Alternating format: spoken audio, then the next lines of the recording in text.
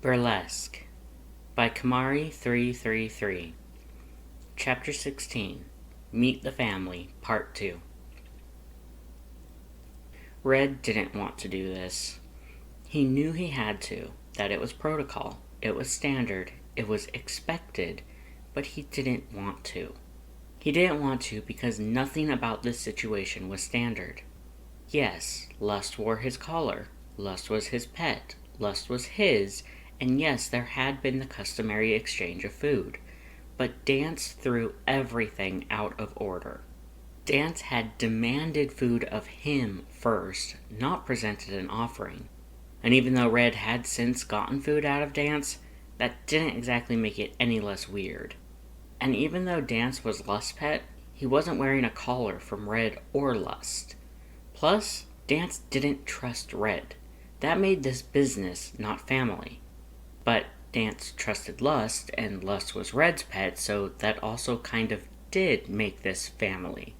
It honestly gave Red a headache. He tried to put it off, skipping the original date with a lame excuse that Lust had other obligations that day, hoping that it would be enough to buy him time to figure out how to handle things. But of course, that didn't work, because God forbid the great and terrible Papyrus bend the rules. Boss just kept harping at him over text, over the phone, showing up at his shitty apartment even though Red had told him time and again it was dangerous and he needed to stay the fuck away. Red had tried the give Dance space idea, shadowing him on and off, trying to figure out how he ticked, where his security was weakest, what needed to be done, what Red could do to appease him. What Red found was that Dance was meticulous about security, with some pleasantly high-quality locks on his doors, and a good habit of never using the same dingy alley twice in any given week to make his shortcuts. And Red was ecstatic Dance used his shortcuts. Harder to trace, harder to follow, harder to get his scrawny ass caught. Red didn't think anyone but Slim and himself would be able to catch him in a fair chase. Not that Red would ever hedge his bets on fair, but it did wonders for his peace of mind. So, both Lust and Dance could shortcut, and now they were doing it far more frequently, usually straight into Lust's apartment.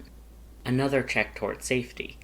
Red considered asking Lust if he himself could do that as well, but that meant admitting that he could shortcut, and Dance was scared enough of him as it was. Letting him know what else he could do would only exacerbate that. Red should know. He's used that same trick purposefully to garner such an effect. That was Red's modus operandi. Preventative intimidation was easier, read, lazier, than an actual drag-down knockout fight. Too fucking bad all of Red's usual methodologies were the exact opposite of what he needed right now. Right now, he needed a way to get skittish, suspicious, skeptical, salty Dance to actually give him a chance to prove Red would never show him the business end of his proverbial gun. Assuming he stayed, assuming Lust stayed, assuming everything didn't come crashing down and left Red another fractured, broken mess that Boss once again had to pick up after, because isn't this why Red's the one wearing a collar now? Isn't this why he's not the one steering the ship? Boss would have figured out a solution already, and if Red wasn't a complete fuck-up, he'd have this fixed and already brought them both to meet his brother. So Red gives Lust a last-minute call, hoping against hope that Lust and Dance already have plans, hoping that even if Lust wants to come, although why would he, Dance won't, and he can dodge this bullet full of shrapnel. Red ends up having to bite the damn bullet, though, because of course, like always, Lust is ready, willing, and eager to do whatever Red has in mind. And oh fucking joy, Dance came along too. Just what Red didn't need. Red had to keep a tight rein on himself during the entire irritating drive and all the way through the elevator ride. He led the other two to the door of Boss's suite and was about to knock before turning around. "Hey, Grease Monkey, get behind me." "Why?" Dance asked, and Red couldn't help noticing the way his grip tightened on Lust's hand. "Get behind me or Lust, unless you want to hang on my arm instead." Red tried to reason with him, wondering why Dance always had to make things difficult. Dance looked like he wanted to argue, but Lust, bless his sweetheart to death, quieted him with a kiss and a smile and a pathetic little, "Please." that Red was sure he would have caved for just as quickly. Dan shot Red a dirty look. Damn, was he pissed at him today? What did Red do now? He'd purposely avoided him just to keep off his bad side. Was there no pleasing this guy? Before sidestepping behind Lust, not letting go of his hand. Red made sure the arrangement was fitting. Collarless dance behind Lust, physical contact, no weapons. He took another drag of his cigarette, sighing with his next smoke-filled exhale, before knocking in the agreed-upon pattern. The sound of half a dozen locks being unfastened heralded the door being wrenched open, revealing Red's little brother, who was certainly not so little anymore. "Hey, boss," Red greeted, smiling with a relieved fondness. It was always a good feeling to see him doing so well, even when he was being a pain in Red's proverbial ass.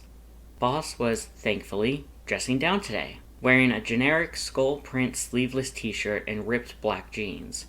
He still had his iconic blood-red scarf around his neck, but his usual matching 3-inch bitch heels, which Red could see were positioned strategically by the door, had been replaced with a pair of black Timberland boots. Red was pleased he had considered his suggestion after the floorboard incident. Red was less pleased when Boss snatched his cigarette clean out of his mouth and crushed it, smothering the burning cherry until it died. "Damn it, I just lit that," Red growled. "You know damn well I don't let your nasty-ass smoking in my apartment," was all Boss said before stepping back to let them all in. Red clicked his teeth, but came in anyway, slow and easy to let Boss know he wasn't worried about the other two. Boss looked down at them like he wasn't sure whether to be relieved or disappointed. Red decided as long as he kept his big mouth shut, things might actually... "Where is his collar?" Boss asked, pointing to Dance. Red swallowed down a groan. Never McFucking mind. Tonight was going to be awful. "He don't got one, boss." "The fuck you mean he doesn't have one?" "He don't got no collar," Red repeated. "He ain't my pet. He's Lust's pet, and Lust ain't giving him no collar." Boss turned to Lust. "This is your pet?" "Yeah." Red pulled Lust a bit closer, bending the arm he had around Lust's shoulder so he could hook one of his claws around the collar and tug gently. "See? Mine." Red could feel Lust's body heat rise, see a faint dusting of his magic light up his face at his words. He smirked to himself, enjoying how his sweetheart reveled in being his, like it was a good thing. He ignored the way Dance glared angrily at him over Lust's head. Boss bent down, studying Lust more closely. "What is his talent?" Red couldn't suppress the warning growl that rumbled in his chest. He knew Boss would act like this. He knew it. Sure, Red also knew it came from a somewhat well-meaning place, but damn it, not everything had to be advantageous or strategic, and Red shouldn't have to fucking validate why he was dating Lust. He felt his whole body tense, and he was this close to ripping into his brother about how he needed to back the fuck off, or he was going to take his date mate and leave, when he felt Lust tug on his coat sleeve. Red looked down. "Didn't you say you were cooking tonight, sweetie?" Lust asked pleasantly. "How about you go start cooking, and your brother and I can get to know each other, Red hesitated, not sure he wanted to leave them alone with Boss at this point. Lust must have noticed his reluctance, because he reached up, grabbed firmly onto Red's collar, and pulled him down enough for a skeletal kiss, stealing Red's breath from him and knocking him off balance emotionally. "The sooner we finish dinner, the sooner we can go somewhere more homey for dessert."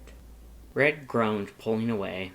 "Fuck I say about your fucking puns," he complained, even though he could feel the warmth of his magic flooding his face.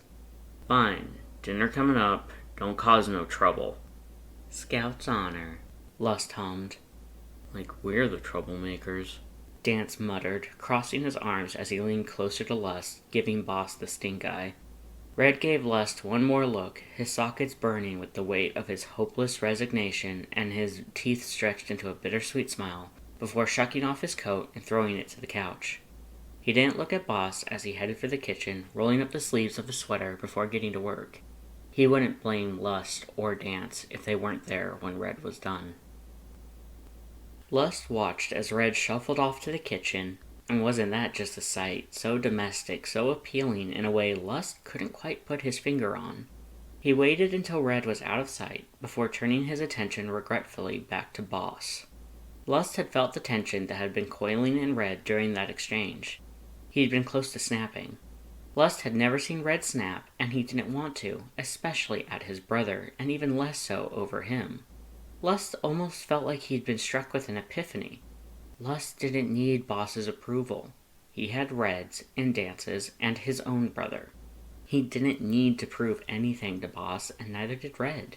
Lust was here to meet Red's family that Red cared about, and whether he wanted to admit it or not, wanted support from. If Boss didn't want to give that, it wasn't going to hurt Lust, it was going to hurt Red. I suppose this is your subtle way of saying you don't approve of me dating your brother? Lust finally said, soft so as to keep Red from hearing. Boss blinked back at him. Dating? He parroted, equally quiet, sounding genuinely confused. Yes? Lust was starting to think there was a misunderstanding. That would explain the... Boss waved his hand in Lust's general direction. Touching and such. Boss crossed his arms, averting his gaze just those few degrees to one side as the tension in his jaw tightened, a tell Lust might have missed if it wasn't one he apparently shared with Red, one denoting irritation, usually coupled with some kind of internal debate. That changes things, he muttered to himself before he gestured to the couch. Sit down so I may interrogate you as my brother's potential mate. Lust felt his smile quirk upward at the word potential, given that the more accurate descriptor would be kinetic, but happily guided Dance to sit with him on the couch as Boss settled in the opposite chair.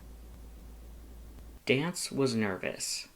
He didn't need to look very hard at Boss to know he was dangerous.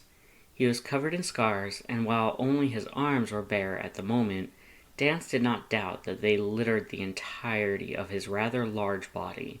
The 3 long cracks bisecting his one socket, like an animal had scratched him hard enough to saw through bone, coupled with the scratches and discoloration of his limbs, told a story of violence. The issue was that Dance couldn't feel any of this guy's LV. None of it. It was just like before, back in the hotel with Red, when Red had somehow masked his presence. Only Boss had been doing it since before they had even arrived.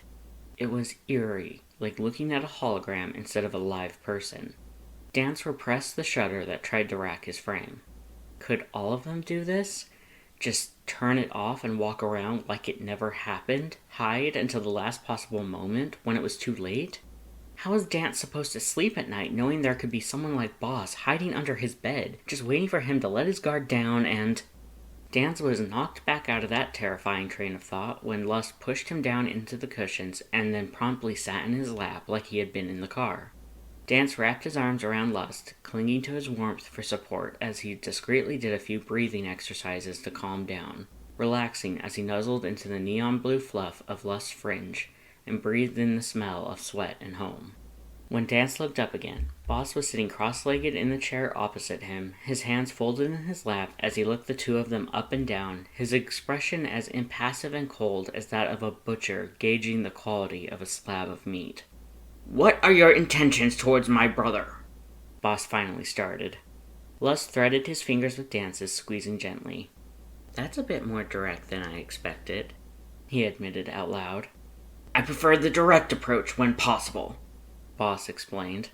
I do not honestly care what your motives are, so long as Sans and I are aware of them, and he is satisfied with the terms. Is this simply your way of paying for his protection? What? Lust's voice went oddly flat, and Dance bristled. Was this fucker actually suggesting what he thought he was suggesting? Lust chuckled, reclining back further into Dance. I don't need Red's protection. I just want his company. He's a sweetheart, and he makes me laugh. Dance held Lust a bit tighter. Damn right Lust doesn't need Red's protection. Lust has him. Even if Dance isn't a hulking brute of a fighter, he can still get Lust to safety. Red's intimidating bulk is just a bonus. I see. Is that why you have him, then? Boss inclined his head to Dance. Lust looked back at Dance, smiling fondly, which in turn made Dance smile back at him. Dance here is also a sweetheart, and he makes me feel special. Plus, his puns are hilarious. Boss finally turned his attention to Dance directly. Punnery? You dabble in wordplay? Dance smiled, hoping it didn't come off as strained as it felt. In between fixing your car, taking care of Lust, and telling Red he's an asshole. Boss went still, then shot to his feet, suddenly looming over Dance and Lust, his arms braced on either side of them on the back of the couch. Boss's bright vermilion eyelights bore into Dance, cold and calculating in ways Dance didn't care to think about, holding his own gaze as if in a vice grip. Even this close, Dance still couldn't feel the wisping chill of LV he was certain Boss had to be hiding. "Boss?" Red's gruff voice came from behind. Boss looked up over the top of the couch to Red, who had apparently come back from the kitchen to check in on them. "Is this my mechanic?" Boss demanded. Dance ground his teeth, not sure he liked the idea of being Boss's anything, especially when Boss had never once interacted with him before today. Kinda? Dance couldn't see over the back of the couch, but he could hear the shrug in Red's voice, along with the soft shift of semi-damp fabric. Perhaps he was drying his hands on a towel? Now isn't that a picture Dance wished he could see? Red, in an apron, drying his wet claws off after washing some kind of vegetables, his sleeves rolled up to his elbows as he slaved in sweat over a stove. What the fuck was his brain playing? Turn it off, turn it off, turn it off. "Are you fucking this one too?" Boss asked. "No?" Dance and Red both shouted at the same time. Dance felt his face burn, so strong he could see the blue of it tinting the back of Lust's skull a pale azure. He hid his face in the back of Lust's shaking shoulders, squeezing him tighter in a wordless chastisement because this was not the least bit funny. How dare he laugh at this? Boss paused. "Pity," was all he said, before thankfully, mercifully, changing the subject. Papyrus was no fool. He could see, right from the moment he had opened the door, how protective his brother was of these two.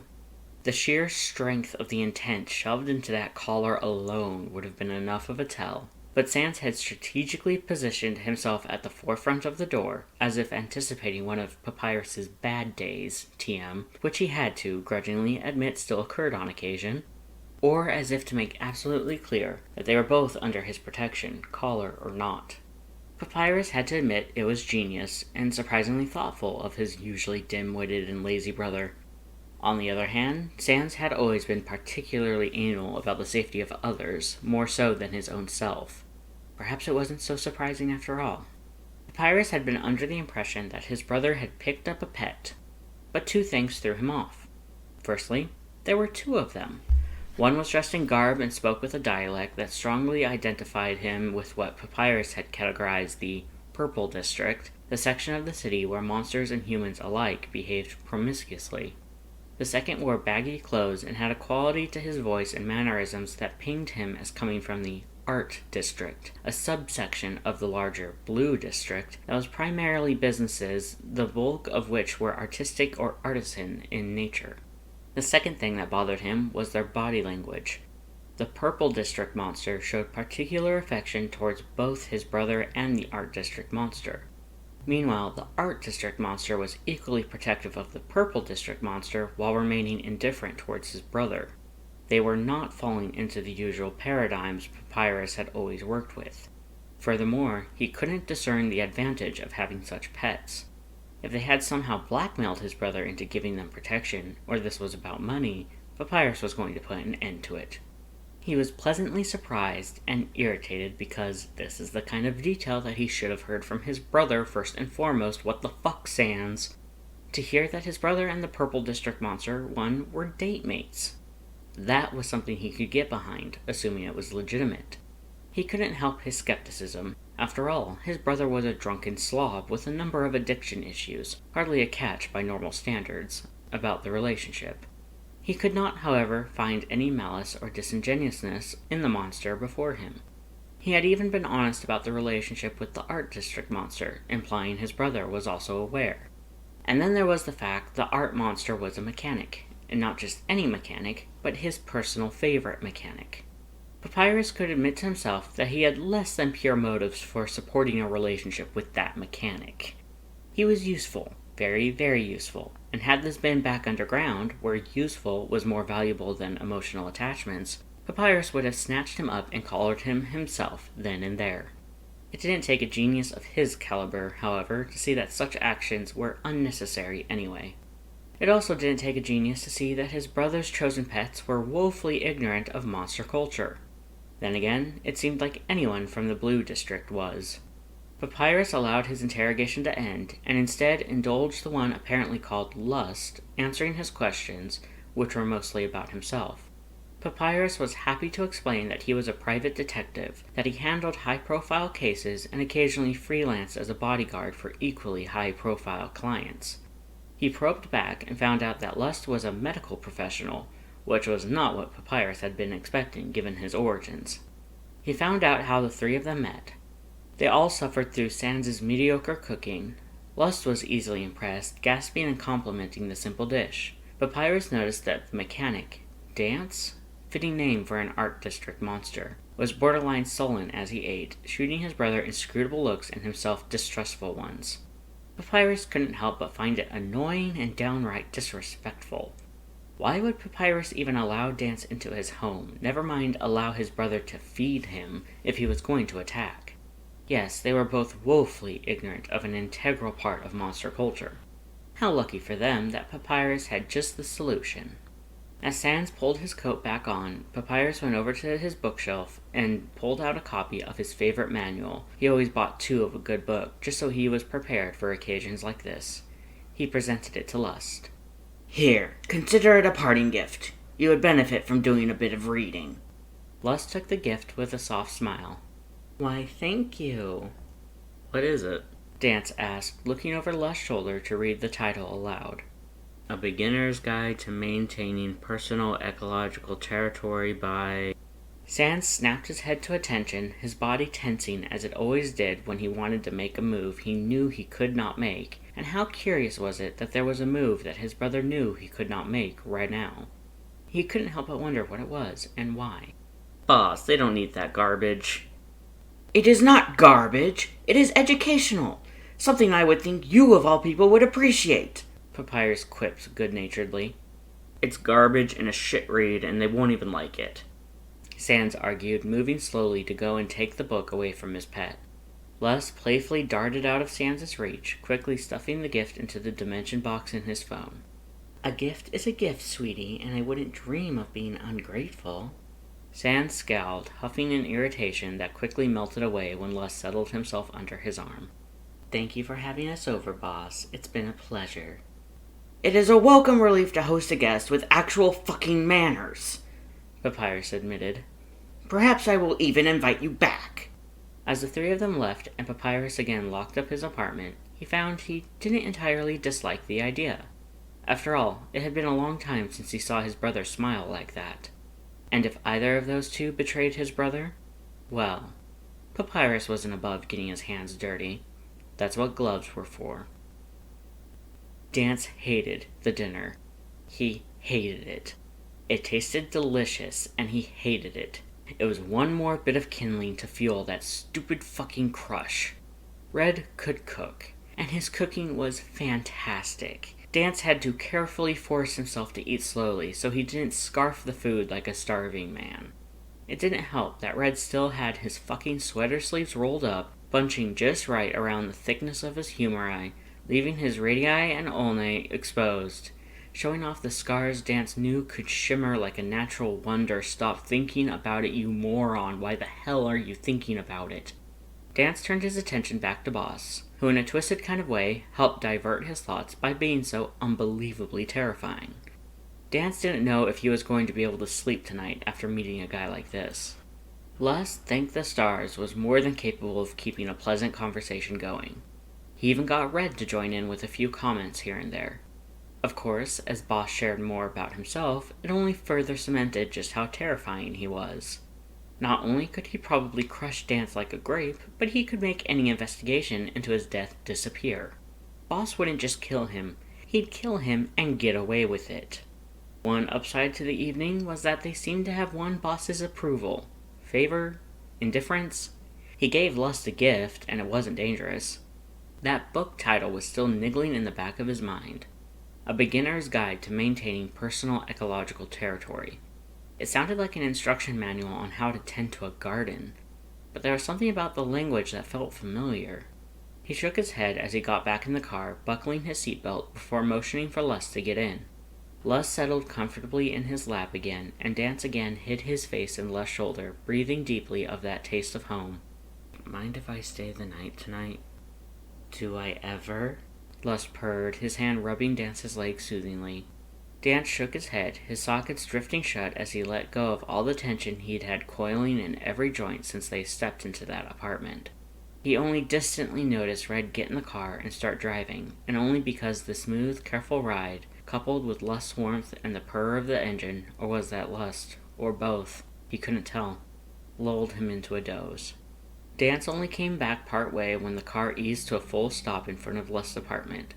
He couldn't make his body move, couldn't remember why he should bother. He was warm and comfortable, and Lust was right there.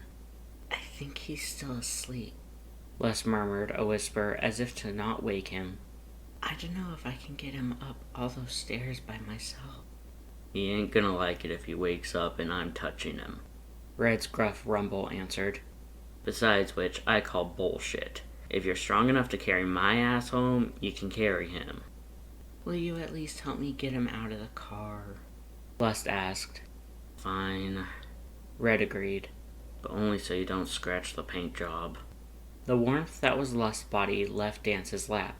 A few moments later, Dance heard and felt the seatbelt be unfastened from him. Next, he was carefully lifted out of the car, then half propped, half draped against Lust. "Thank you, sweetheart," Lust purred, shifting his hold on Dance so Dance's one arm was slung over his shoulder and anchored with one hand, and Lust's other hand pulled him close by the hip. "Coming inside?" "Nah," Red huffed. "Still gotta return Boss's car. See you tomorrow, though." "I'll hold you to that," Lust hummed before starting for the stairs. The last thing Dance heard was the sound of that damn sports car zooming off into the night. Hey everyone, thank you so much for listening. If you liked it, hit the like button to let me know and subscribe to see what I make next. Links in the description lead to the original fic posted on AO3, as well as my Patreon and Ko-fi. If you like my stuff, please consider supporting me. Every little bit helps. Lastly, if you have a request for a recording, whether a one-shot or a series, let me know in the comments. I also do commissions, details of which are on my Patreon. So keep in touch. Bye!